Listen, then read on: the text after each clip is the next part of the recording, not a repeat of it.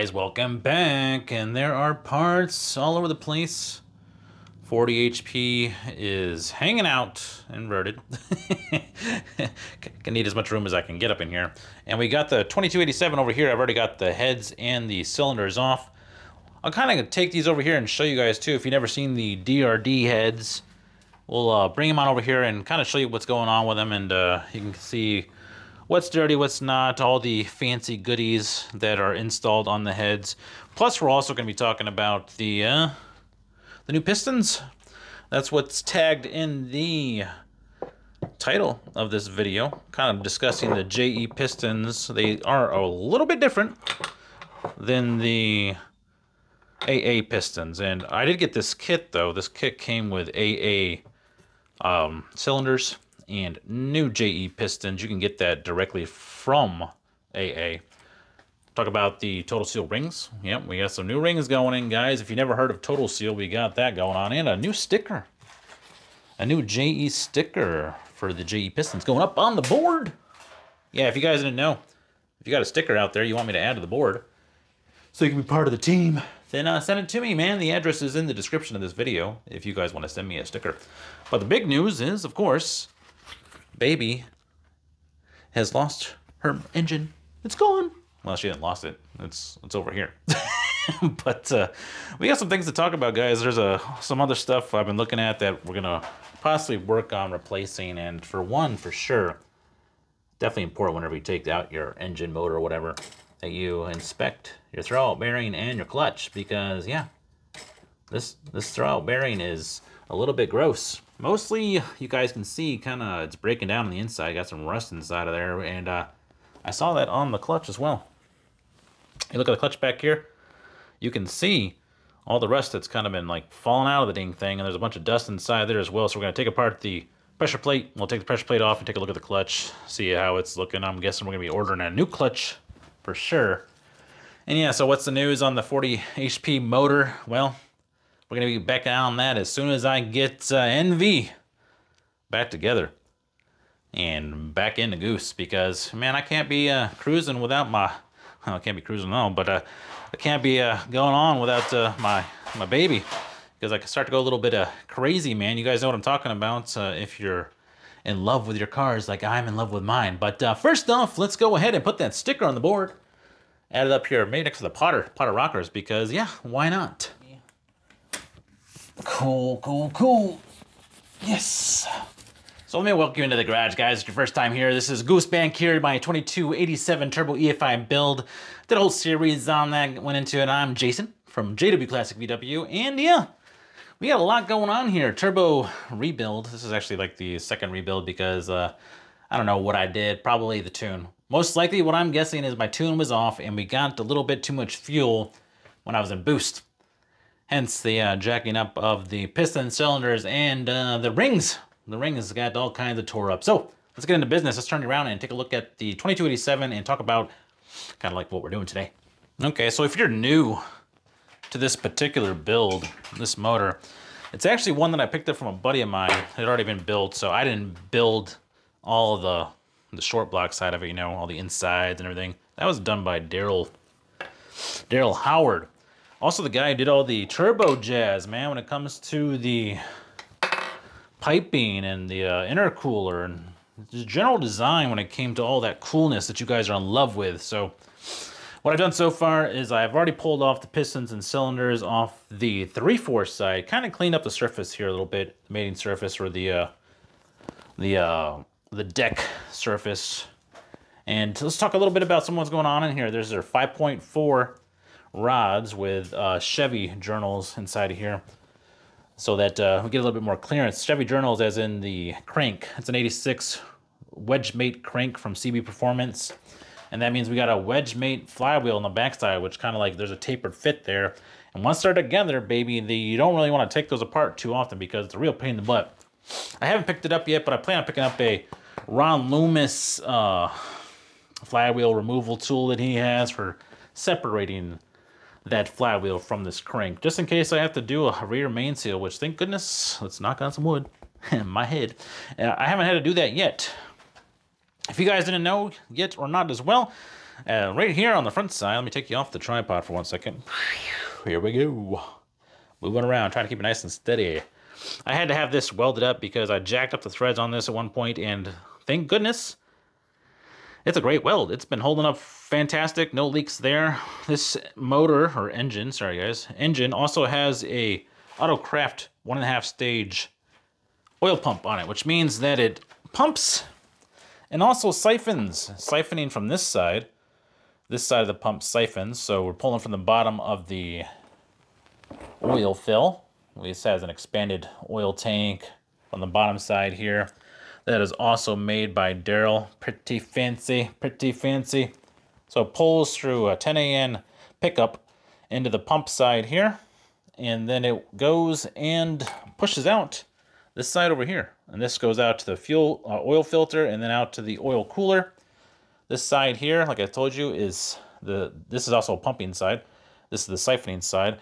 And I think that it's a stage and a half, because if you look at the thicknesses, I'm not sure exactly. If you guys down in the comments want to let me know, but the thicknesses here, like this, if it was a 2-stage, these would probably be about the same size when it comes to these sections, because you can add sections on to these oil pumps. You know, you can even add like a fuel pump on the end down here.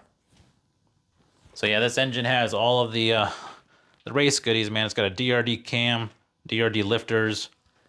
We're running the Bernie Bergman pulley system on the front side, you know, and then we got the really cool Porsche fan shroud kind of going on there. But for the most part, that's really all I'm kind of doing. I'm not going to be taking anything apart, just like I didn't do the first time. There's no reason to. Everything is moving fantastic. I'll tell you what, man, when I turn this thing, you can feel the weight, the awesome weight, and that's where you get that torque from, with these big swinging cranks and flywheel. Yeah, man. Very cool, very cool. So let's go ahead and move over to the bench and talk about these JE Pistons. And we're also going to look at the heads. Actually, we'll look at the heads first, because I know you guys are probably curious about those DRD heads. These ones over here. All right, let's go to the bench, guys. Kind of slide a few things over here. Cool tins. I'm running the cool tins with this engine as well. And I'm sure some of you guys are like, oh my gosh, the cool tins. And I will tell you that I had no temperature issues. But I am also running the... like I told you, the Bernie Bergman fan shroud. So that does make a little bit of difference. So you can see that I've... oh, I'm going to zoom you in a little bit. Ooh, I know you guys like that zoom in. That I'm running the chromoly retainers and valve caps here. And also the... I have lash caps, but I already took them off. The size of these valves... ooh, something just... oh, yeah. The copper gasket for turbo. The size of these valves is... all right, guys, I guess I zoomed in a little bit on the head here. For the intakes, these are like a 47, or pretty darn close to a 47, and then on the exhaust, 37. They're kind of like a standard turbo intake exhaust. There's no porting really on the exhaust side, maybe a little bit of mild porting. There is some porting that's been done on the intake side. I'll bring you down in so you guys can kind of see a little bit of that if you haven't seen before. Done by DRD. This is the head that had the little bit of tarnishing going on inside of it. I don't know, I might have to hold on for the bounciness. Whoa, sorry guys. And that's kind of normal. Whenever you run these things, you can see the guides protrude into the port. Now let's look inside the other side. Give you guys a look-see. Yep, just some, there's some crap in there too, so I'm definitely going to be spraying these out and cleaning them up, but we'll do a leak down test just to see if we have any issues when it comes to the seats themselves, which everything looks pretty good. And for the low mileage put on here, I'm really really thinking that we just have a ring issue, that the rings didn't seat up the way that I needed them to. So, all right. I gotta pull all these rings out because it came pre-built.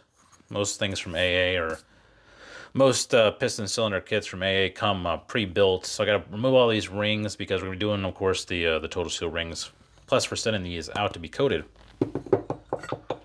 These pistons had a Cerakote on them, or a ceramic coating that was baked onto the heads, not the heads, but at least the face of the piston itself. And that helps out with just keeping stuff from kind of gathering on there. Now, is it such a big deal? I don't know. but it's not super expensive. It's only like 40 bucks per piston to get that done. So I'm gonna go ahead and knock it out. And yeah, let me bring it down a little closer to the bench and we kind of see some of the visual differences on these pistons. So if you guys have ever wondered, when you're looking at these pistons, you have like an A piston, B piston, when you're looking at ordering these things. And then what happens is they relocate the wrist pin location. They move it closer to the top of the piston, and unless like right here is normally where the wrist pin would be, and they move it up about an inch or so. And that's where the B comes from. And that way you can go ahead and get a longer stroke when it comes to your crank. Because when you go to like an 86 millimeter, you need to have more room to be able to move things around. First thing I see when looking at these two pistons, the forged versus the, well, these are supposed to be forged too, but I'm not so certain on that. Not so certain on that. Is, well, one's shiny. one looks a lot shinier than the other one, and that's the first obvious thing I see. You can also see, like, across the skirts that they're pretty similar in sizes when it comes to the skirts, but usually there's like a coating on here, which this one is pretty much wiped off and gone. The machining, there's been a little bit more boxing or machining on here. It looks like they've increased maybe the wrist pin area a little bit. No, not really. It looks like it's probably the same size wrist pins, but a little bit more strength added to this piston, because you can see how the bottom side here, it just goes straight across on the AA piston. On the JE, they added, looks like, a little bit more strength to the bottom here and how it's kind of like goes around. You guys see what I mean? You got like a lip there. You don't have that on this one. So more strength on the forged piston, which means more power. Weight-wise, to be honest, they feel about the same. But I'm going to go ahead and order a scale, and I'm going to measure these out because I want to go ahead and remove a little material here or there when it comes to balancing these if I need to, which I'm not sure. We'll have to see. We'll have to see. That wrist pin moves in there really nice, man. I mean, like, it's super smooth. I like that. Well, yeah, I'm looking at that too. I'm kind of seeing that seems to be something. A little bit more, oh, yeah. Inside the JE piston, they've grooved it out there for the oil, so the oil can get around the wrist pin better. You don't see that in the AA one. That groove is not there. So that's kind of cool. A little extra machining step done. The outer groove, of course, is for the wrist pin, the clip that holds in the wrist pin. All right, guys, looks pretty good. That's going to do it for the little bit of JE piston review and a look at. If you guys want some more information, just let me know. This is a 1x2x4 when it comes to the gaps on these, and that's just the spacing. I think it's 1 millimeter and then 2 millimeters, and then this bottom one's 4 millimeters. The oil scraper, and then the number 2 piston ring, and then the number 1. Let's go ahead and move these out of the way and take a look at these total seal rings that we're going to be installing on the JE pistons. And then I'm going to pull these rings off and stuff, and then we're probably going to call it a day because there's not a whole lot really else to talk about. Guys, that time the video again to remind you, don't forget to like, share, and subscribe this content if you're enjoying it, which got a lot more subscribers. That means somebody's enjoying it out there, but I also have a lot of you guys still watching and you haven't subscribed yet. Hit the thing off to the side to enable notifications as well, guys. I appreciate everybody. All right, guys, now back to the video. All right, let's move these pistons up out of the way and talk about these total seal rings. If you guys have never seen them before, total seal rings, they allow you to install a total seal ring, which is a 2-piece ring. All right, so you're looking, I don't know if you can see this or not, but let's try to zoom in a little bit. Focus. All right, so I don't know if you guys can see that. I get something behind it. Maybe that'll help out. Hey, that helps out. You got this groove on the total seal ring, and then what happens is you put the gap on your second ring for the total seal ring on the opposite side, so we're 180 out from the other side. I'll put that on there. And then what you end up having is one ring all the way around. What that does is helps out with keeping the compression where it's supposed to be under boost. Total seal rings have been used for a while, and I've also got a video on installing these up over here, guys, if you want to check it out. Well, that's it. That's it, guys. Total seal rings. Everything is kind of going on right now in the garage. I've got a lot of stuff torn apart. So one of the other things I'm going to be looking to do is pick up a lower profile set of fans for the intercooler.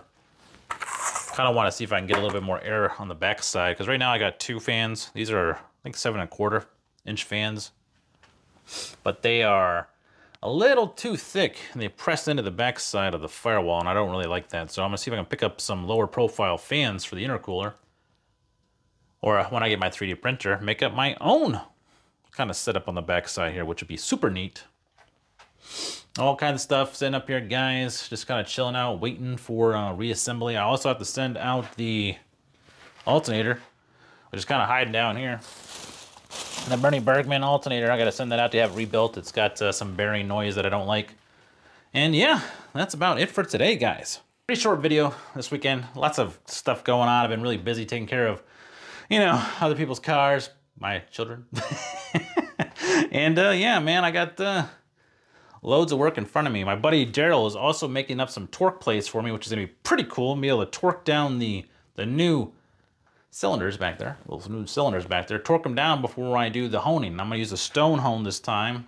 And people keep asking me, like, why don't you just send these out and have them done? Because I want to learn how to do it myself, guys. And yeah, sometimes through the learning process, you kind of jack things up. But I really want to be able to be as self-sufficient as possible when it comes to this, because I'm going to run my motor pretty hard. And who knows how many times I'm going to have to rehone cylinders eventually, because if you're out there just getting after it, putting mileage on these bad boys, you're going to be doing some rebuilds. And it's also kind of nice to be able to help out your buddies if they need their cylinders honed. So, good stuff, good stuff. Well, it's Super Bowl Sunday, and this video is probably coming out Monday morning, so I hope you had a good weekend. Hope you have a good work week, guys. Once again, I appreciate everybody out there that subscribed to the channel. Hope you're enjoying it. Provide some comments down below, show some love, and I will see you guys in the next video. This is Jason with JWClassicVW, and get out there, work on your car. See you next time. Bye-bye.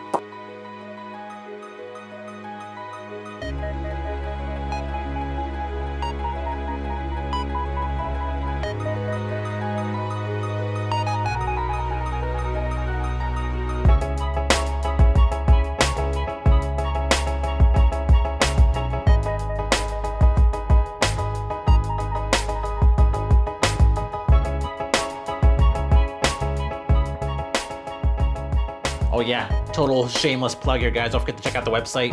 Website over here. Pick yourself up a channel sticker and a flag tag. Help support the channel, help support the build, because let me tell you what, I can't do it on my own. It's all very expensive. See you guys next time.